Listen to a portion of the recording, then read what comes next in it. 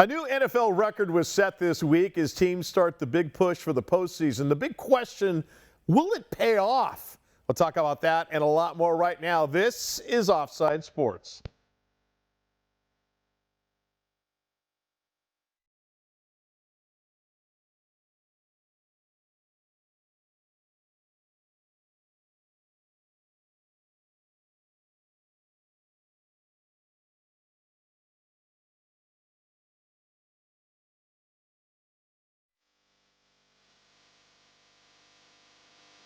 Hi, everybody, and welcome to another episode of Offside Sports. We're live from the Loft 100 studios in Southern California, presented by Turtlebox Audio. Check out their incredible lineup of portable speakers at turtleboxaudio.com. And of course, thanks to Turf & Sons for the turf we sit upon. Turf & Sons, San Diego's #1 choice for turf installation. Find them at turfandsons.com. We welcome you to another episode of Offside Sports. And before we talk about what the NFL did as far as setting a record, we have some house cleaning to take care of.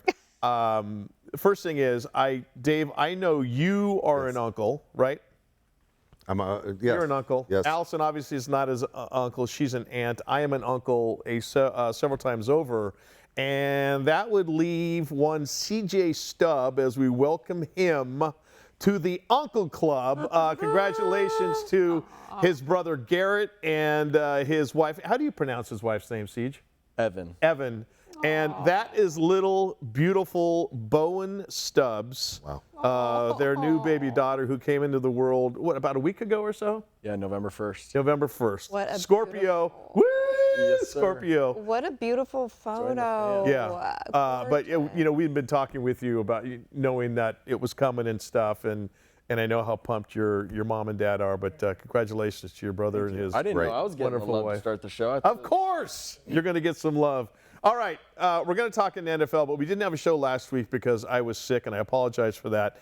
Dave Pele and his Dodgers, maybe one of the greatest World Series we've seen in 20 or 30 years. Dave, you've got 30 seconds. Gloat. Just go ahead and talk your S. All right, I'm going to tell you right now, I love this team. I always have. The Dodgers are my first favorite team as a kid, so here I am.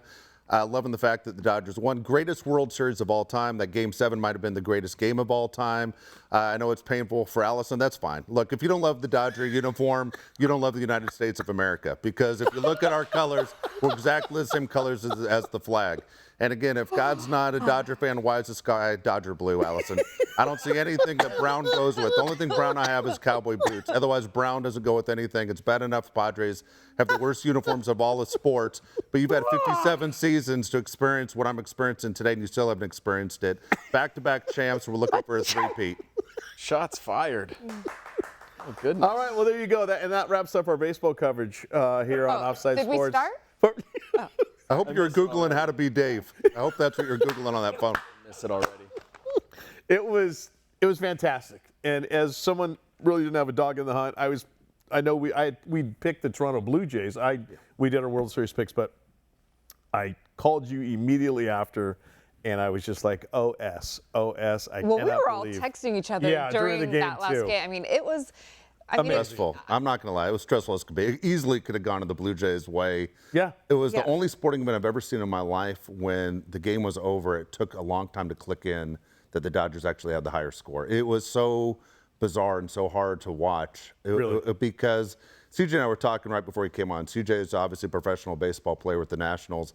You like to see every sport being played clean, and the Blue Jays made so many mental mistakes. There's no reason why they aren't world champions today. Yep. I mean, to the benefit of me as a fan, but man, there's so many little things that the Blue Jays could have done to win that game, to win that series. The series itself was, you're right. I mean, it was incredible. All 7 games.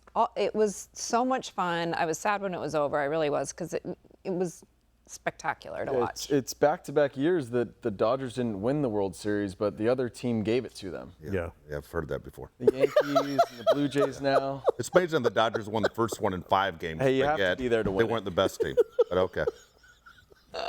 Dave, you got scoreboard until opening day, first pitch Yes. of the 2026 season. Enjoy it, my friend. Thanks. I Enjoy appreciate it. You're welcome. I appreciate it. You're welcome. Okay, NFL season is in full bloom, and the trade deadline came and went on November 4th, and it was a record for the number of guys who were moved from franchises that weren't really going anywhere to franchises that are going somewhere. I think Sauce Gardner to the Colts, probably one of the biggest moves that was made. You got Quinnen Williams from the Jets as well to the Dallas Cowboys. Jacoby Myers, the Raiders give up Myers to the Jaguars for some draft picks. You see Trevor Penning, Chargers needed an offensive lineman after Joe Hall went out. And then Rashid Shaheed, Jair Alexander, stoked to be going to the Eagles. Jerron Phillips as well to the Eagles as well. We talk in terms of, we talk free agency in the other sports, baseball, basketball, not so much hockey, but is one of the things that kind of kept football different was the fact that there weren't really a lot of trades at the trade deadline in the course of an NFL season, Dave. And now you're just starting to see teams go, like the Colts, hey, we have a legit shot at the Super Bowl. You get the feeling it's like, let's die with our boots on? Yeah, I absolutely love it. When teams go all in. Look, I understand you gave up 2 first-round picks basically to get Sauce Gardner. The deal is the Colts thought they had a chance to do it. This year is important to the Colts, not only because, again, the owner passed away. His daughter has stepped in. There are a lot of heavy hearts. There are a lot of people in that franchise that are trying to prove themselves. Daniel Jones, people thought was a washed quarterback, has a chance to lead a team deep into the playoffs, maybe the Super Bowl. I love the fact that the Colts are going all in for their fan base. And as a fan of any team, that's all you want is ownership to have as much passion for the team that you do. Yep. You got and a guy last night. We're shooting the show on a Tuesday. Monday Night Football last night was a total dog. The Eagles kind of held on or came back or just held on to beat the Packers. But Jalen Phillips goes from the Miami Dolphins, gets out of that situation, goes to the Eagles, has a couple practices and whatnot. And CJ, he was impactful last night. In that football game for them. I mean, the guy who immediately started clicking with the Eagles defense. Yeah, he was a monster. The Packers just couldn't even move the football, always in the backfield. And we bring up those 2 guys, 2 defensive players. Yeah. And I think those are the easiest positions you can make a trade for because you have a bunch of plays on defense. However, a lot of it is freestyle. Yeah. You need to be in position and you need to know alignments and your job. However, it's not as sophisticated as an offense. And I think that's why we don't see as many offensive trades. And I wish we saw more teams going after the running backs and maybe a random quarterback trade like we saw with Baker Mayfield back in the day. But yeah, exactly. Allison, does it send the wrong message, though, obviously the Jets, with the record that they've had this year, everybody knew they were going to be sellers at the trade deadline. But there's like my Raiders give up Jacoby Myers, and I'm thinking, okay, is that officially the white towel for the 2025 season, which to me is such a waste and it is such a letdown. They've played horrible football. They're not going anywhere. They've proved that. But at the same time, that's officially the cap on, well, back to the drawing board, when's the combine?